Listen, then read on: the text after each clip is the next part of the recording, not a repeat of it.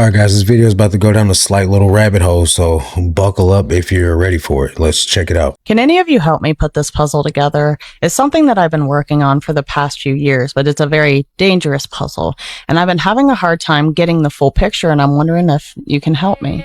Alex Warren and Jelly Roll.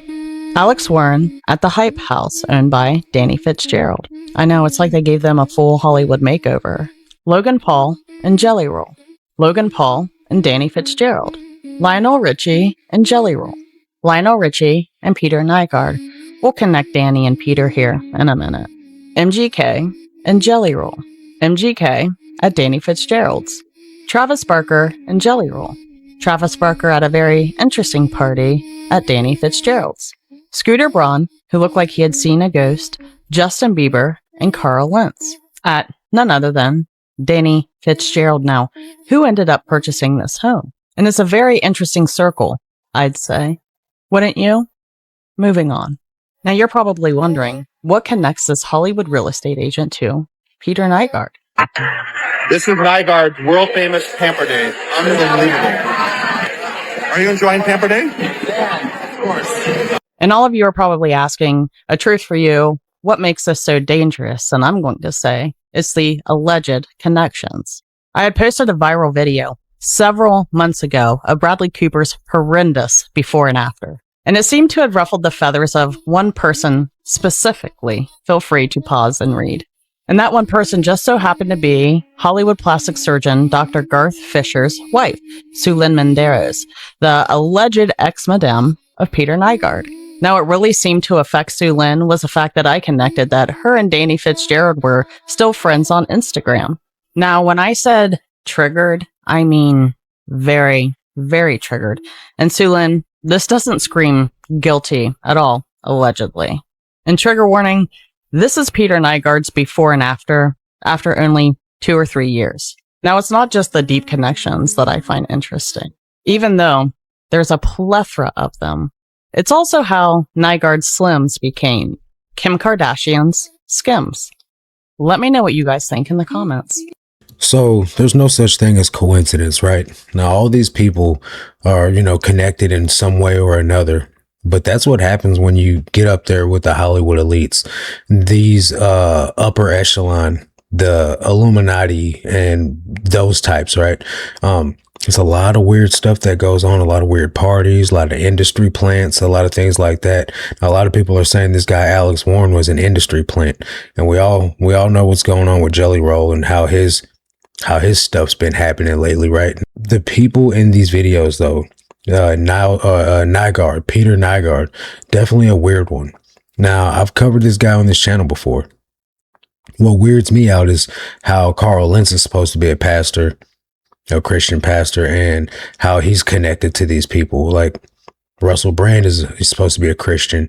Justin Bieber is supposed to be a Christian. And they're all like, Jelly Roll is supposed to be a Christian. What are they all running in these weird circles for? Of people that have the connections and the charges that they do. Now, let me play you this video about Peter Nygard, and then I have another disturbing clip after that to show you guys one of the reasons why he's, not a good person, guys. Yikes, right? Talk about a true jump scare. This is not a vampire. This is Peter Nygard. Am I being unkind? Yes, I am. Why? Because this man is a monster. Someone in my live yesterday asked me to make a video about him, so this is a throwback. Please note 3 things. Number 1, I had bangs. Number 2, I used to scrunch myself up in the little corner right there. Number 3, Peter was sentenced to over 11 years in 2024.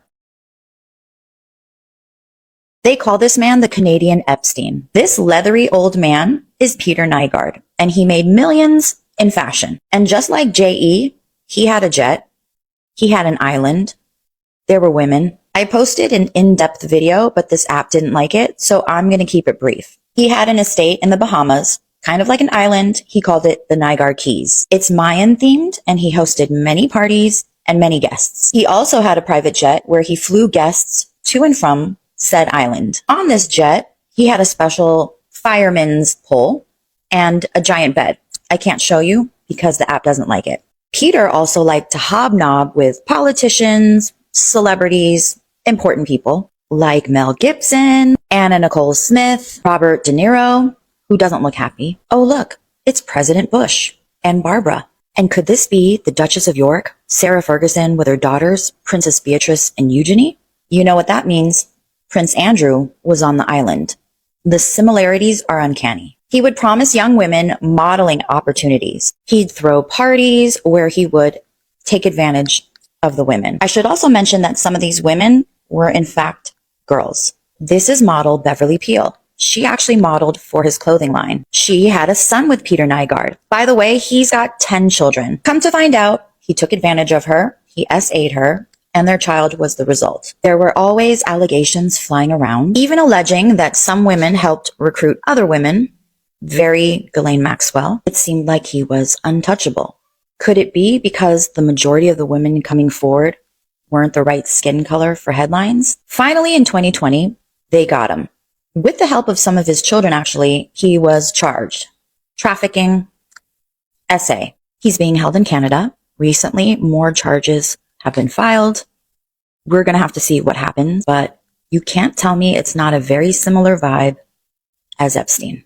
Now, I just did a video yesterday on Kris Jenner and how the culture and everyone in the culture are like energy vampires. And what I mean by that is that they're trying to steal the life force out of people and to live forever, essentially. And this guy is one of them ones. And one of the weird things about him is you see that he's tied to the Kardashians in one way or another. But in addition to that, he's also trying to, he's been known for flying women out to that island that they were showing earlier. And those would be young black supermodels. I've covered this part on another video back in the day, where he would have these models out at his house and he would be bargaining with them, trying to purchase their eggs. He believed that black women were the fountain of youth. And he's just like Brian Johnson, where he's trying to stay young and live forever. So what he was doing was trying to buy black women. He was trying to buy their eggs. And essentially, who knows what else type of weird stuff he was doing, because he was trying to stay young forever. Now, you see how he's looking really old and shriveled up here. But when you see a couple of photos back from him, he didn't look as old. Right now, let me play you this video clip right here. So how much do you want for it? Let's bid. I bid $500 for I'm prepared to outbid him anyway. Right? Whatever I bid, he's going to outbid me. $60,000 for the eggs. Yeah. If you have a abortion, that's very valuable. Umbilical cord, and placenta, even your period blood is so rich with stem cells. We regard it as waste, that it actually should be. It should be captured as recycled, and it shouldn't go to waste. So how much? I'm gonna play that back and just look at the women's faces, right? His goal was to get these women to get pregnant and then get rid of the baby. And then that way he could get the stem cells from the umbilical cord. And you see these women's faces. They're just like, what are we getting into? What is this dude talking about? They know that it's immoral. Even if they're not Christian women, the moral code is still written on our hearts. And so the people that do these sorts of things, they know exactly what's going on. And she looks like this ain't something I want to be a part of. And so ultimately what ended up happening was this guy, he got arrested for his SA and the whatever other crimes that he's done here at this island, much like Jeffrey Epstein had done. And, I don't know how much time they gave him, but he's certainly going to die in prison. But the crazy part about this is that he was so open about what he was doing, and he was filming it as if it was totally normal to be bargaining with people to do the sort of thing that he was doing. And this just shows, man, that these people have no soul.